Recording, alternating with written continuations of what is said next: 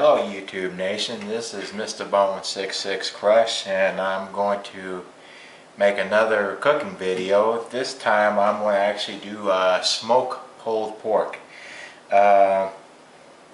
Before I even do it, I have to tell you one thing, that you're going to have a little bit of time with this. It's not one of these recipes you can make in 2 or 3 hours. You actually have to dedicate pretty well a whole entire I would say a good 16 to 20 hour cycle just to do it right. It's not labor intensive, it's time intensive. A lot of people think whenever you do a smoked pork that you just throw it out on the barbecue grill, turn it up to 450 degrees and let it go for about 2 hours. That doesn't work. I tried it the first time I did it, it didn't work, so I kind of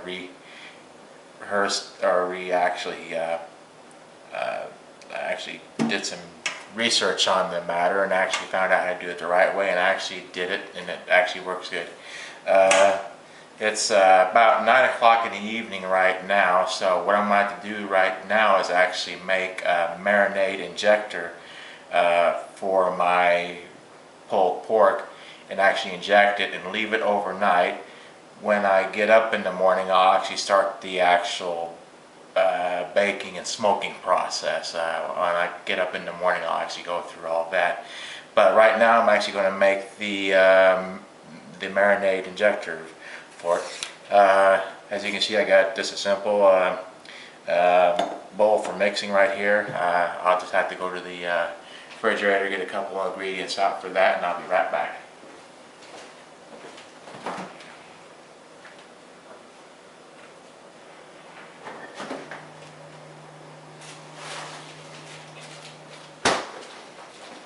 Okay, I'm back. One of the key ingredients that I use for making my injection is apple juice. It kind of provides a little bit of acid, which kind of helps break down the actual meat, and it kind of adds a little bit of a fruity flavor to the actual meat itself. So I got this container here. I'll just go ahead and pour 1, 2, 3. Okay, I got about half the container in there. That's about really all I need in there. Put that over here. Next ingredient, Lea & Perrins thick. I get the thick Worcestershire sauce. Pour a little bit of that in there.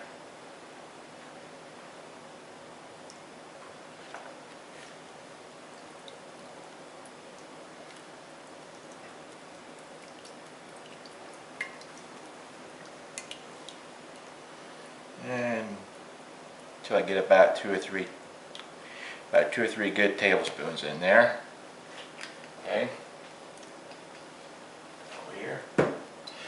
Next ingredient is about 2 tablespoons worth of Grey Poupon Dijon mustard.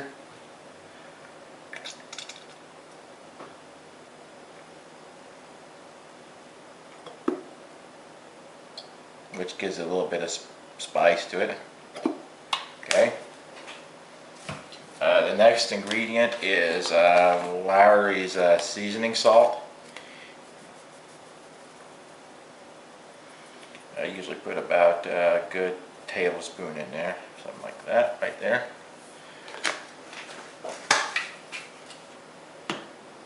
And the next ingredient I put in there is a little bit of red pepper.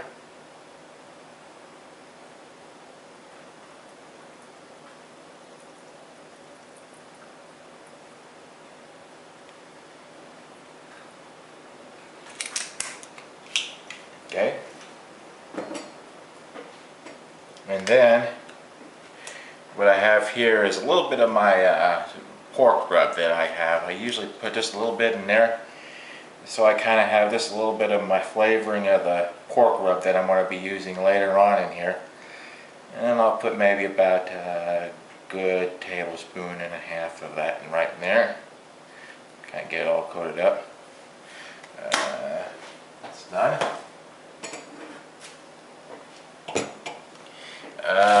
The next 2 ingredients that I'm going to be adding are whole garlic, cloves, and onion. Now at the beginning of the grilling season, what I'll do is I'll go to the produce section of my grocer, and they sell these bags that actually have about 10 of these in a bag. What I'll do is I'll actually put the baggies in here with my green onions, and I'll do about 10 of these at the beginning of grilling season, and that usually does me about the whole entire grilling season, so I can actually have this to go on demand. So I'll put that in there. Put my onions in there. I usually do this from a frozen state because it really doesn't matter, you know. I usually put these in the freezer, you know, keep them stored in there, you know, for a few months at a time, you know, without actually having to go bad. And I have this immersion blender right here, and I'll go ahead and start the mixing process.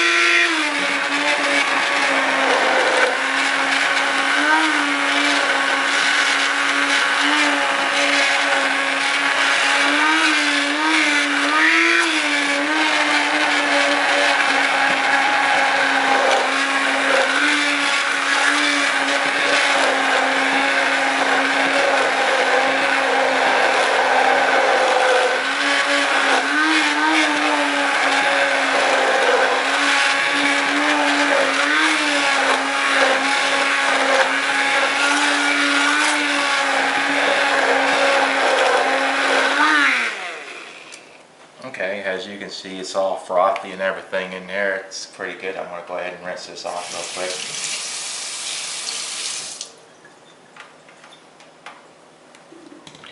Let me go get a fork so I can actually test to see how good it is real quick. And as you can see by my fork action right here, I'm not getting any clumps of anything. So I'm pretty well set right now to actually start the injection.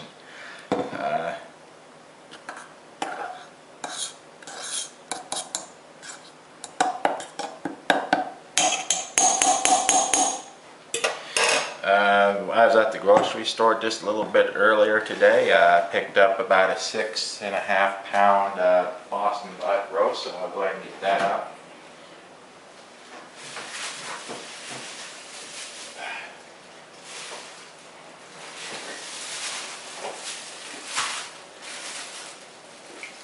I have this piece of plastic right here I'm just going to use to kind of keep it off the countertop.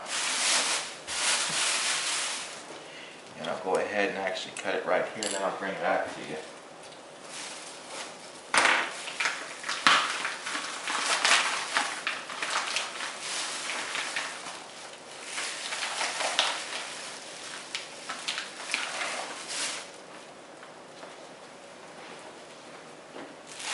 Go ahead and get my hands washed real quick.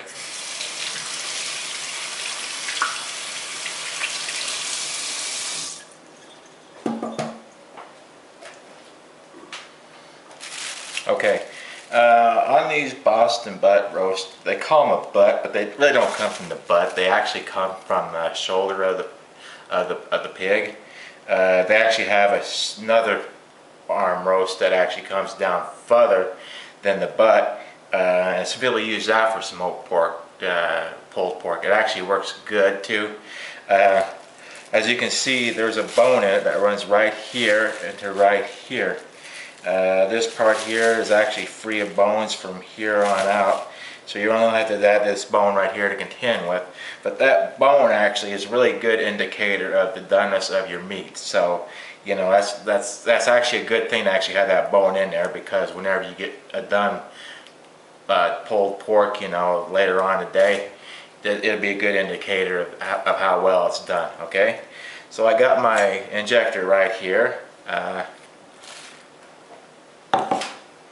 I got my rub right here. I mean my, not my rub, but my injecting mix right here. Go ahead and pull a little bit of that out.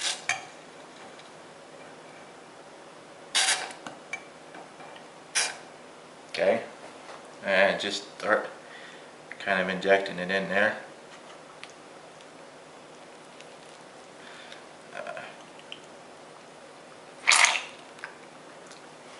Now, this is not going to be the most neatest process of this, but what I'm going to do is trying to get some of them, you know, some of that stuff in there. You can see it starting to.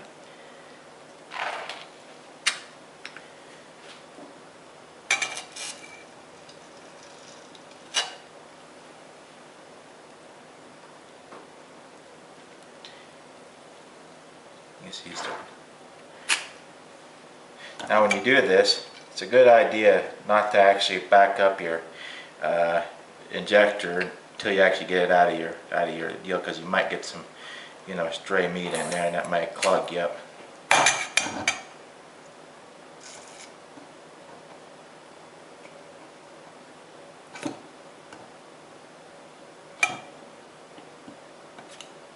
Okay.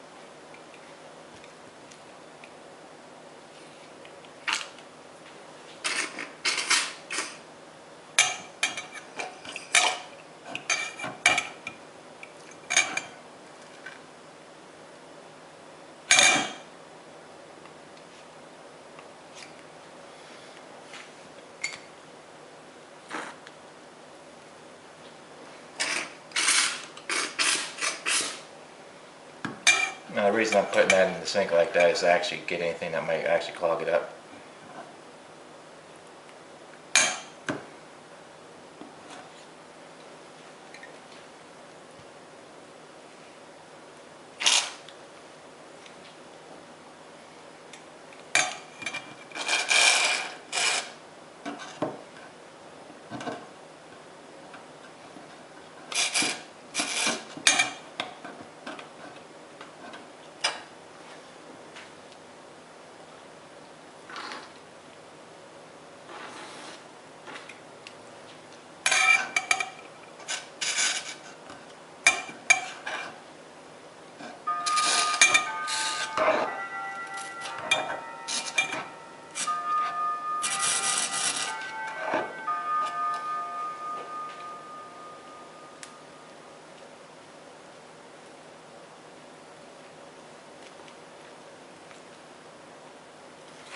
You really don't have to be scientific about this. You're going to get a little bit spurt in that and that, what have you there, but that's all right.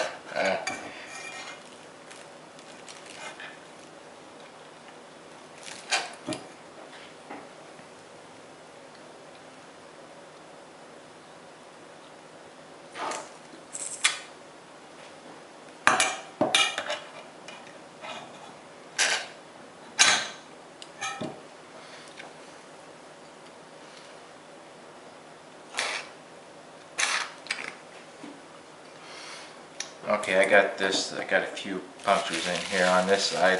What I'm going to do is I'm going to turn it over real quick here. Okay, you can see the fat cap right here. I just more or less leave this kind of intact because it'll give you a nice little burnt bark, you know, as you get smoking. So I'm just going to inject it a few more times in the backside here.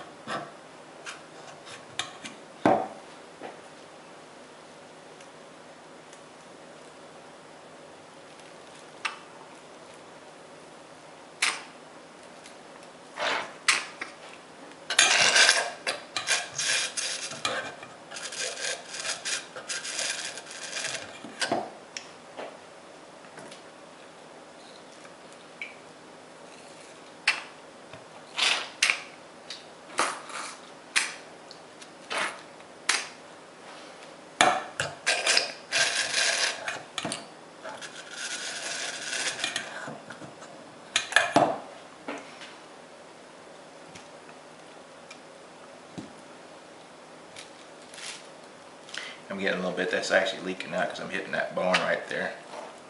That's alright. Alright, I'm done injecting it. Let me get my hands washed up real quick and I'll be right back.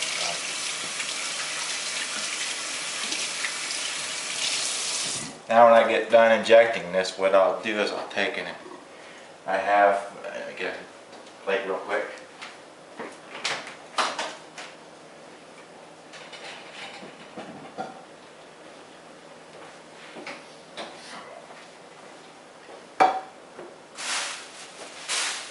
What I usually do when I do this injection deal is I went to one of my local stores and I got like 3 just regular grocery sacks that weren't used for anything, so you know, I just make sure they're sterile, you know, before I actually took them, you know. What I'll do is I'll take and put this into this 3-ply garbage, sack right here. Turn it upside up.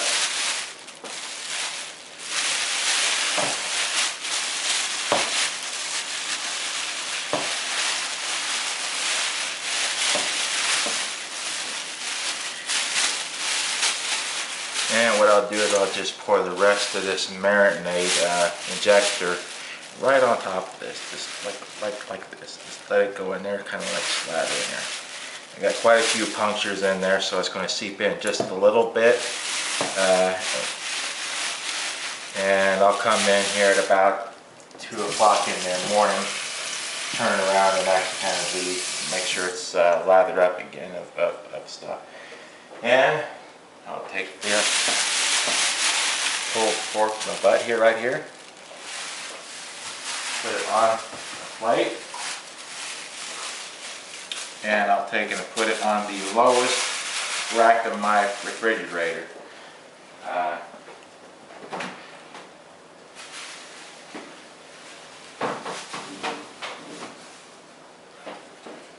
And that's about it for the marinade injecting part. I'll be up at around 7 o'clock in the morning to actually start the actual baking process. I'm going to go ahead and sign off for now. I'll be back in the morning so we can actually bake this up again.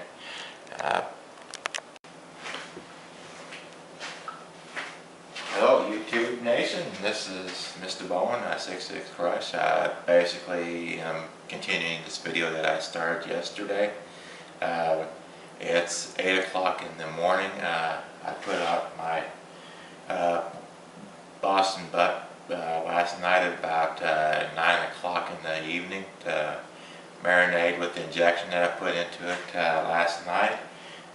So I'm going to get started to get the final preparations for the baking process right now. I went ahead and got my Boston butt out of the refrigerator. Got it right here. A couple pieces of plastic wrap here. Well, I wish you could smell it. It smells good.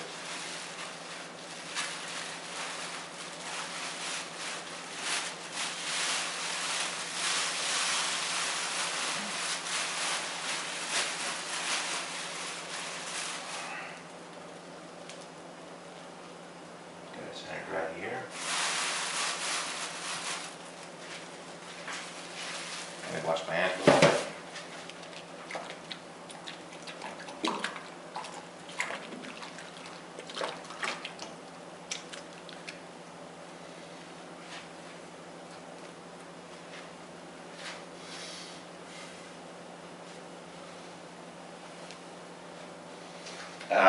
Basically, if you watched my video on how I did my barbecue ribs, basically I'm kind of doing the same kind of process from here on out that I used on my ribs, except for I'm just using a little bit more time.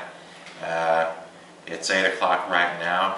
I'm going to go ahead and put these in the oven for about a good 5 to 6 hours, so it's going to bring me up to about 2 o'clock, 1 o'clock in the afternoon.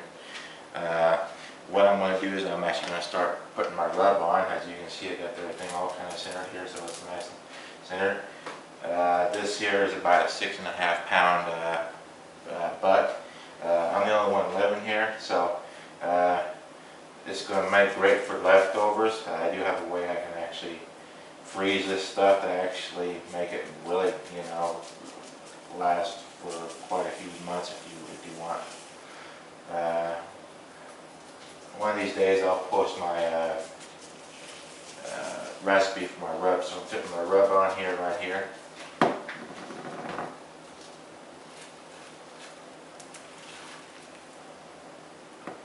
the side here.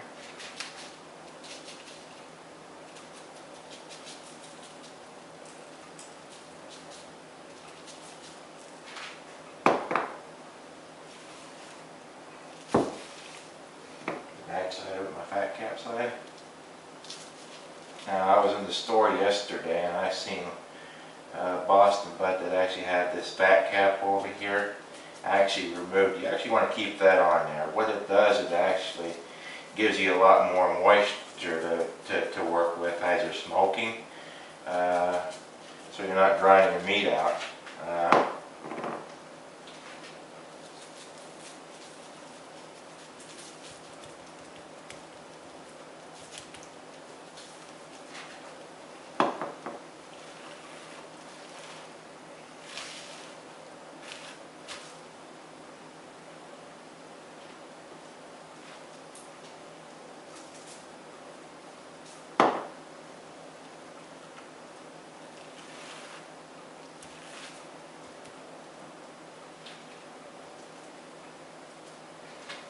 Okay, I have a liberal application of rub put on there. Wash my hands again real quick.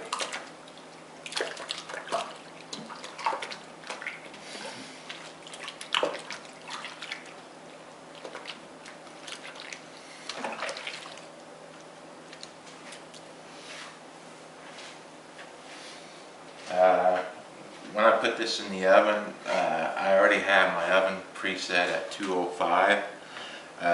My rib application that I had last time, I put it in at about 225. This you want to actually just kind of give it as slow as heat as you can possibly give it. The reason I say that is because if you take it up too high, what will happen is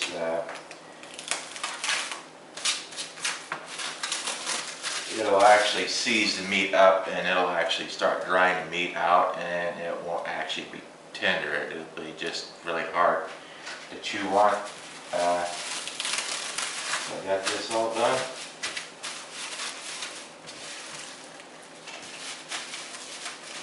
I'll go ahead and give me a piece of aluminum foil. Just give me a second here.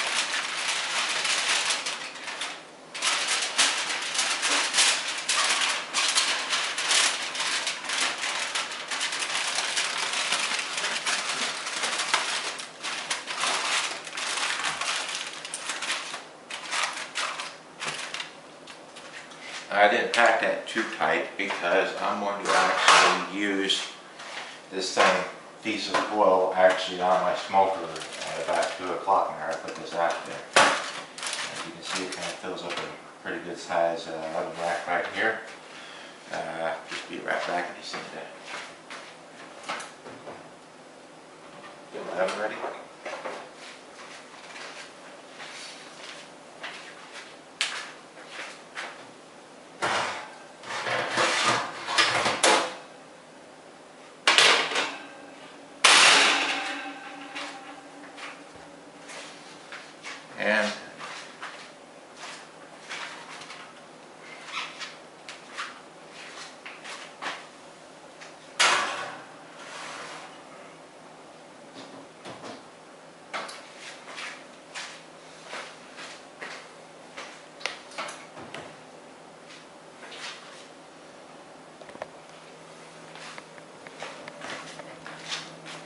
And as you can see, I have it in my oven right here. I put it right in the center rack. I pop my other rack out.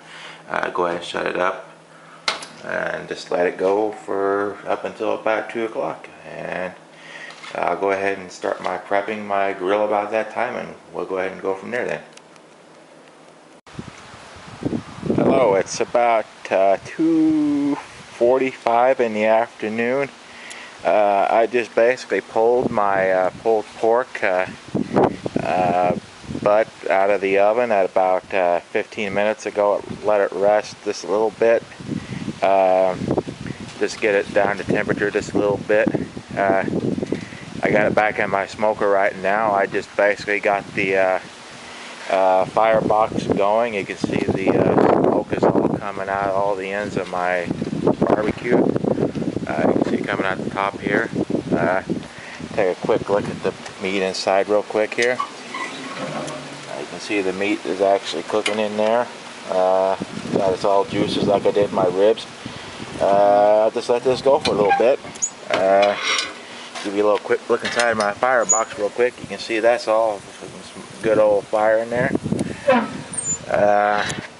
I'll go ahead and turn this off, and I'll be out here in about another 2 hours, and we'll check it from here. And I thank you.